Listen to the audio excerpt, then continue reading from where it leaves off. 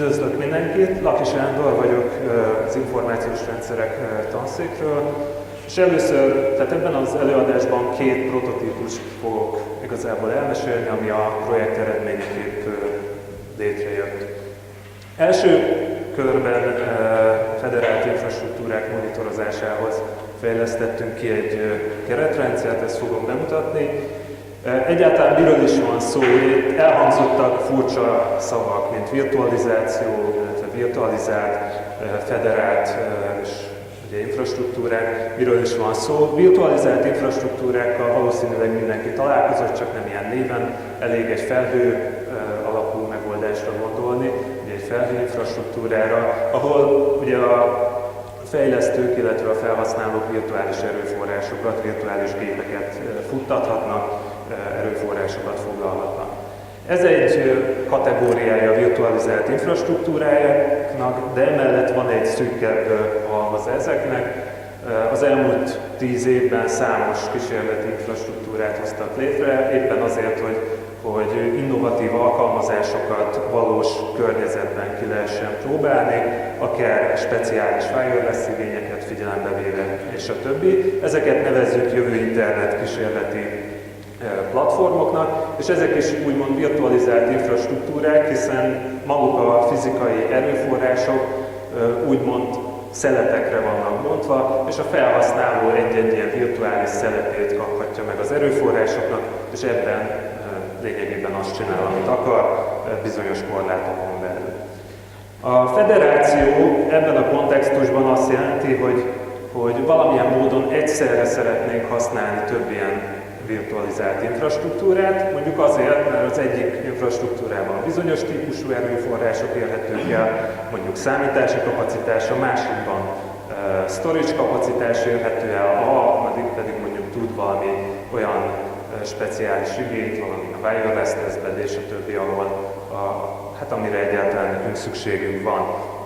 És ezeknek a külön-külön való használata és kézzel való összedrótozása az igen erőfeszítés, vagy erőigényes munka. Tehát federáció alatt azt értjük, hogy valamilyen egyszerű módot adunk arra, hogy különböző infrastruktúrákban levő erőforrásokat valamilyen virtuális módon össze tudjunk kapcsolni.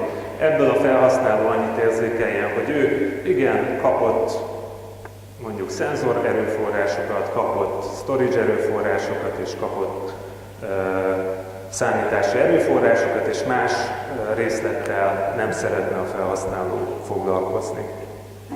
Itt az ábrán látható pár feladat, amit egy ilyen federációs megoldás esetén meg kell valósítani. Ugye erős forrásböngészés, erőforrás allokáció, ugye a heterogén alsó rendszerekből, policy management, ami akár azt is jelentheti, hogyha mondjuk az egyik cloud szolgáltatónál magasabb lesz az ár, akkor automatikusan migráljuk át a virtuális gépünket egy másik szolgáltatóhoz, és a többi. És nagyon fontos ezekhez a feladatokhoz maga a monitorozás, és a következőkben mi erre fogunk fókuszálni. Ugye erőforrás monitorozás az több szempontból fontos lehet, egyfelől fontos magának a federációs platformnak, hiszen az erőforrásokról információval kell rendelkezni. Tehát ahhoz, hogy mondjuk intelligens erőforrás allokációt tudjunk megtenni, mondjuk jön a felhasználó, megmondja, hogy milyen követelményei vannak, és ennek megfelelő erőforrásokat kell foglalnunk. Terheléselosztás esetén is fontos lehet ez, és a többi. Tehát egyáltalán a működés szempontjából fontos a monitorozás. Másfelől viszont a felhasználónak is fontos lehet, hiszen mondjuk, hogyha ő egy jövő internet infrastruktúrában, vagy ezeknek valamilyen federációban egy újszerű alkalmazást, egy új prototípust akar tesztelni, akkor kíváncsi arra, hogy mondjuk az ő alkalmazása az milyen, tehát mondjuk hogyan befolyásolta magát a hálózatot, milyen forgalmat generál, és a többi, hogy egyáltalán a működését a programjának, vagy magának a prototípusnak monitorozni, követni tudja. És ebből mondjuk következtetéseket vonjon le, és javítsa az alkalmazását. A nehézségek ebben az esetben alapvetően nem abban vannak, hogy meg kell valósítanunk alsó szinten a monitorozást, mert a legtöbb ilyen infrastruktúra az már rendelkezik valamilyen monitorozó képességgel. A probléma az, hogy nincsen egy egységes, standardizált megoldás, mindenki ezt valamilyen más módon csinálja, más interfészt nyújt fölfelé, az adatokat más formában adja vissza. Tehát federáció esetén a monitorozás megoldás az igazából az a feladat, hogy valahogy az adatokat harmonizálnunk kell, a különböző adattípusokat valahogy közös nevezőre kell hozni, és ezeket a nem szabványos megoldásokat támogatnunk kell, illetve federáció esetén sose lehet azt tudni, hogy a jövőben milyen új infrastruktúrákat kell bekapcsolnunk a rendszerbe, ott milyen új esetleg metrikák lesznek érdekesek, amiket érdemes mérni, és a többi. Tehát ezekre fel kell készítenünk a leendő rendszerünket, tehát kellően absztraktan kell megoldani a feladatot. Az absztrakció kezeléséhez mi ontológia alapú megközelítést választottunk. Az ontológiák hát lényegében ezek leíró nyelvek, amikben kellően magas szinten leírható akár a világ dolgai, akár egy ilyen infrastruktúrának az elemei. Tehát mondjuk mi két ontológiát használtunk, vagy vezettünk be, az egyik az erőforrások absztrakcióit leíró erőforrás ontológia, ahol mind a fizikai, mind a virtuális erőforrások le vannak írva. Hát ez viszonylag egyszerű, gondoljunk arra például, hogy van egy fizikai erőforrás, mondjuk egy PC, abban vannak CPU-k, tehát ezeket a kapcsolatokat szépen le lehet írni kellően magas szinten. És maga a monitorozási feladat is leírható. Egy monitorozási feladat esetén mondjuk olyanokra kell gondolnunk, hogy egyáltalán milyen mérhető mértékek lehetnek, azoknak mik a dimenziói, mik a különböző mértékegységek közötti kapcsolatok, és a többi statisztikai transformációk, monitorozó eszközök, monitorozó feladatok, a feladatokhoz kapcsolódó tényleges fizikai eszközök az alsóbb rétegben, amik megvalósítják ezt. Tehát ezeket a hozzárendeléseket és ezeket a fogalmakat egy ilyen absztrakt formában szépen le lehet írni, és ezek után, tehát erre az absztrakt leírásra készítettünk egy olyan kísérleti prototípust, monitorozó prototípust, ami ilyen ontológia által vezérelt, és lényegében automatikusan képes az ontológiát fizikai, vagy hát igen, tehát lényegében egy konkrét hálózati monitorozó feladat megvalósításával transformálni. Maga a monitorozó ontológia, amit kifejlesztettünk, az moduláris szerkezetű, könnyen bővíthető. Mondjuk itt látható, hogy van egy ilyen unit ontológia, ami a mértékegységeket írja le. Ugye ez nem mindegy, mivel a különböző infrastruktúrák monitorozó eszközei más-más formában adhatják vissza ugyanannak a mértéknek az eredményét, és valahogy ugye automatikusan transformálnunk kell ezeket egymásba. Hát ami még itt látható az, hogy mondjuk van a task ontológia, ez a monitorozó feladatnak a leírása, és minden egyes ilyen monitorozó feladathoz, tehát lényegében amit itt látunk, ez a baloldali rész, ez maga az absztrakt leírása egyáltalán egy monitorozó feladatnak, a jobboldali rész az pedig egy infrastruktúra specifikus konfigurációs leíró, amiben az infrastruktúra tulajdonosa definiálja azt, hogy az adott monitorozási feladatot hogyan lehet megvalósítani az ő infrastruktúrájában. De ezen egy elemen kívül minden más az generikus, és igazából a kifejlesztett keretrendszer az ebből az ontológia halmazból lényegében konkrét programkódot generál, ami utána megvalósítja a monitorozási feladatot. Maga az architektúrának a sematikus váza az itt látható. Láthatjuk, hogy van két infrastruktúránk, ezeket federáltuk. Mind a két infrastruktúra felett fut egy-egy ilyen monitorozó példány. Ezek a monitorozó példányok, tehát a monitorozó példányoknak a hatóköre az egyértelműen definiált, nem nyúlhatnak ki az adott infrastruktúra határán kívülre. Tehát itt a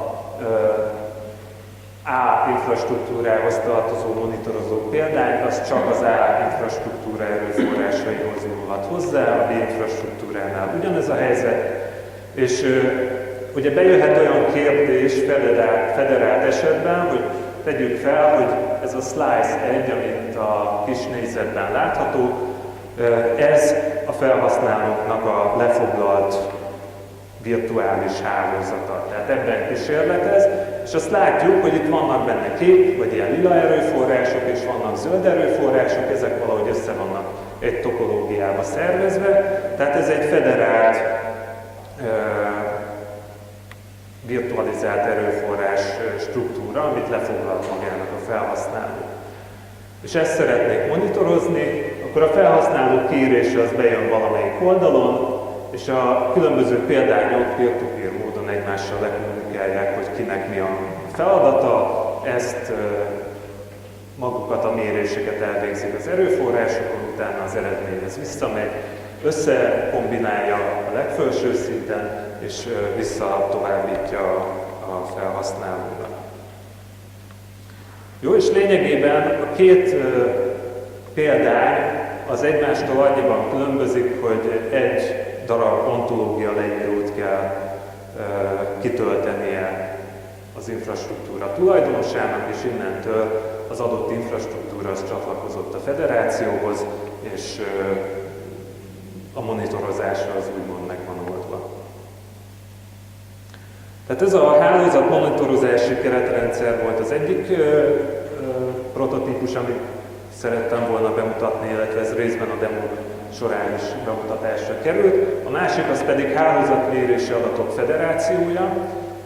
Maga a motiváció itt is hasonló, tehát hogy adott egy közösség, aki vagy infrastruktúrákat üzemeltet, vagy adatbázisokat, itt gondolhatunk arra, hogy mondjuk vannak különböző kutatócsoportok mind-mind ugyanazt a dolgot vizsgálják, tegyük fel, hogy az internetet, de más-más aspektusból.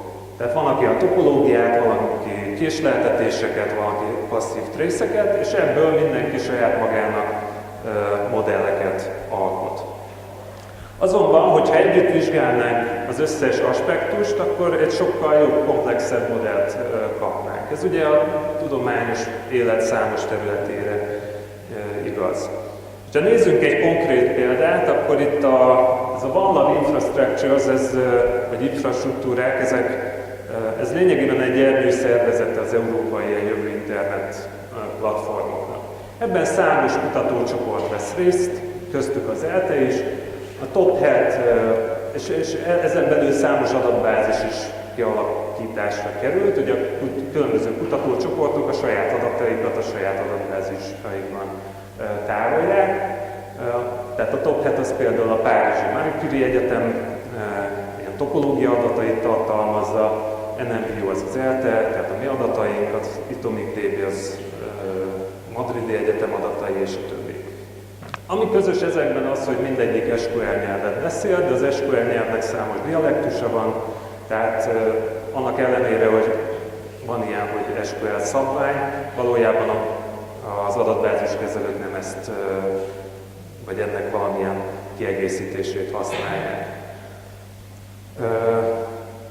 Tehát ezek az adatbázisok érhetők, vagy fordulnak itt elő, és ami még bonyolítja a problémát azt, hogy ezek mondjuk különböző típusrendszerrel rendelkeznek, és a többi, tehát ezeket valahogy kezelni kell, abban az esetben, hogyha azt szeretnénk megoldani, hogy különböző adatforrásoknak az adatait valahogy együtt szeretnénk használni.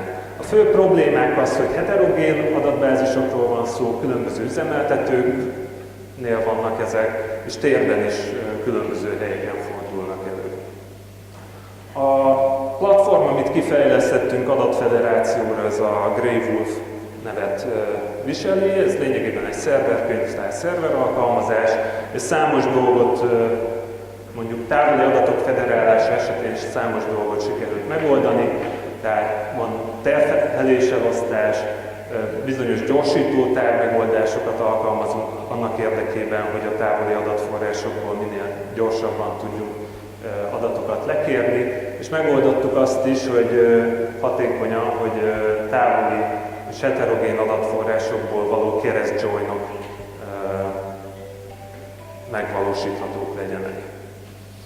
Tehát ez lényegében azt jelenti, hogy ezzel az eszközzel nem kell letöltenünk különböző helyekről az adatokat, és ott elemeznünk, hanem on the fly el tudjuk ezt végezni ezen a felületen keresztül. Jó, ez maga az architektúrája, és akkor ez is bemutatásra került a demo szekció alatt.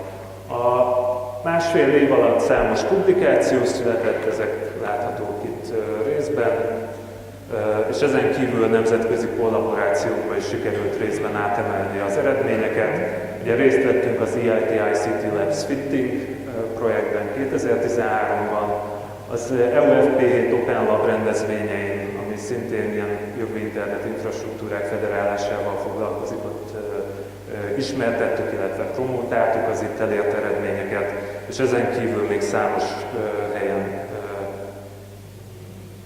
próbáltuk valahogy az eredményeket hasznosítani. Jó, köszönöm a figyelmet! Köszönjük szépen!